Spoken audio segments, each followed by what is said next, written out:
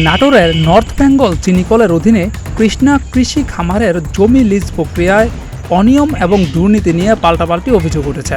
অনিয়ম ও দুর্নীতি নিয়ে মিল কর্তৃপক্ষ ও চাষিরা পাল্টাপাল্টি অবস্থান ও এক পক্ষ অপর পক্ষকে দোষারোপ করছেন। এতে করে পরিস্থিতি ক্রমেই জটিল হয়ে উঠেছে। কৃষকদের অভিযোগ, লিজ প্রক্রিয়ায় অনিয়ম দুর্নীতি করে 30 একর জমির লিজ বাতিল করা হয়েছে। তারা খামারের ইনচার্জ ও মিলের ব্যবস্থাপনা পরিচালককে অপসারণের দাবি জানিয়ে প্রতিবাদ সভা ও বিক্ষোভ করেছে।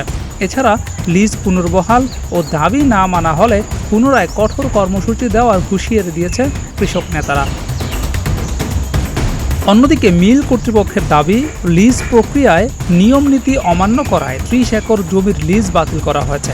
এই ঘটনায় মিল কর্তৃপক্ষ এবং চাষিদের পাল্টাপাল্টি অভিযোগ ও অবস্থান অস্থিতিশীল পরিবেশ সৃষ্টি করছে।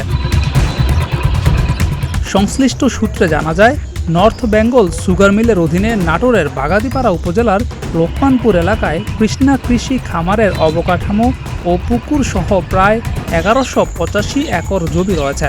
বিগত দিনে খামারের মধ্যে 20 একর এবং অন্যত্র 10 একর জমি লিজ নিয়ে চাষাবাদ করেন উপজেলা বিএনপির যুগ্ম আহ্বায়ক ও আখচাষী নেকবর হোসেন। মিল কর্তৃপক্ষ জানায়, 30 নভেম্বর স্বল্প মেয়াদে নতুন করে খামারের জমি লিজ দিতে কোটেশন আহ্বান করা হয়। কোটেশনে নেকবরের কাছের 3 জন অংশ নেন, কিন্তু কোটেশন প্রক্রিয়া সম্পন্ন না করেই নেকবর হোসেন নিয়ম নীতির তোয়াক্কা না করে নিজ ক্ষমতা বলে জমি দখল করে জমি চাষ দেন। বিষয়টি জানতে পেরে মিল কর্তৃপক্ষ জমি চাষে বাধা দেয় এবং 3 ডিসেম্বর নেকবরের 30 একর জমির লিজ বাতিল করে। এর প্রতিবাদে কৃষ্ণা খামারের অনিয়ম দুর্নীতির অভিযোগ এনে বৃহস্পতিবার খামার এলাকায় প্রতিবাদ সভায় প্রধান অতিথি হিসাবে বক্তব্য দেন নেকবর হোসেন। এ সময় তিনি বক্তব্যে কৃষ্ণা খামারের নানা অনিয়ম এবং দুর্নীতির অভিযোগ এনে ইনচার্জ খায়রুল ইসলাম এবং নর্থ বেঙ্গল সুগার মিলের ব্যবস্থাপনা পরিচালক খবিরউদ্দিন মোল্লাকে অপসারণ সহ 30 একর জমির লিজ পুনর্বহালের দাবি জানান।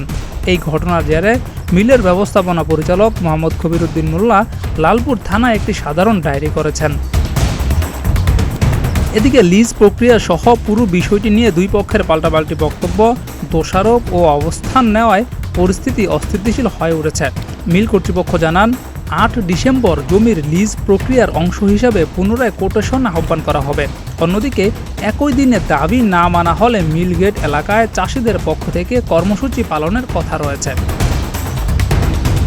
মিল কর্তৃপক্ষ জানিয়েছে, চাষিদের অবস্থান ও কর্মসূচি বিশেষ উদ্দেশ্য প্রণোদিত। নিজ স্বার্থ হাসিল করার জন্য নেকবর হোসেন মিথ্যা প্রপাগান্ডা ছড়িয়ে পরিস্থিতি ঘোলাটে করার চেষ্টা করছে। লিজ প্রক্রিয়ায় কোনো অনিয়ম নয়, বরং লিজ প্রক্রিয়ায় নিয়ম অমান্য করে জমি দখল করে জমি চাষ দেওয়ায় 30 একর জমির লিজ বাতিল করা হয়েছে। সঠিক নিয়ম মেনে লিজ প্রক্রিয়া সম্পূর্ণ করলে নেকবর হোসেন জমি লিজ পেতে পারেন। মিল বর্তমান সময়ে লাভজনক অবস্থান রয়েছে। মিলকে আরও লাভজনক করতে মিল কর্তৃপক্ষ স্বচ্ছতার ভিত্তিতে নানা উদ্যোগ গ্রহণ করেছে এবং কাজ করে যাচ্ছে।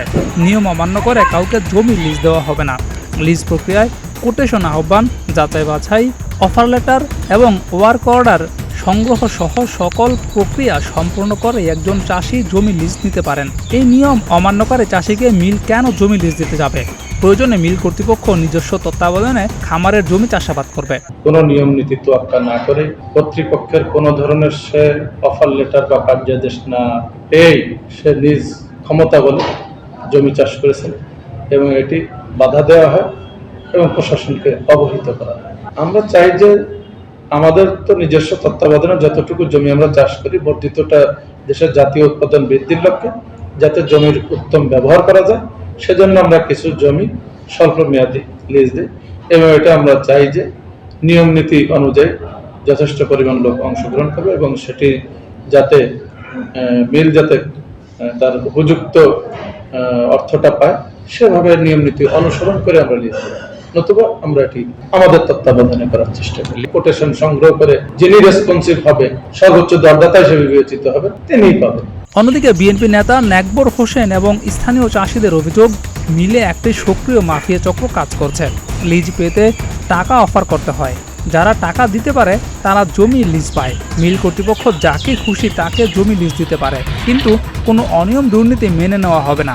15,000 একর 20,000 একর বেচে বিক্রি করে সেই লাভের লভ্যাংশটা তারা বরখাস্ত করে এভাবে যারা তারা একটা মাফিয়া ডন হিসাবে তারা এই কাজগুলো করে এবং এতে এলাকার যারা গরিব মানুষ, শোষিত যারা বঞ্চিত যারা মানুষ, তারা কিছুই পায় না।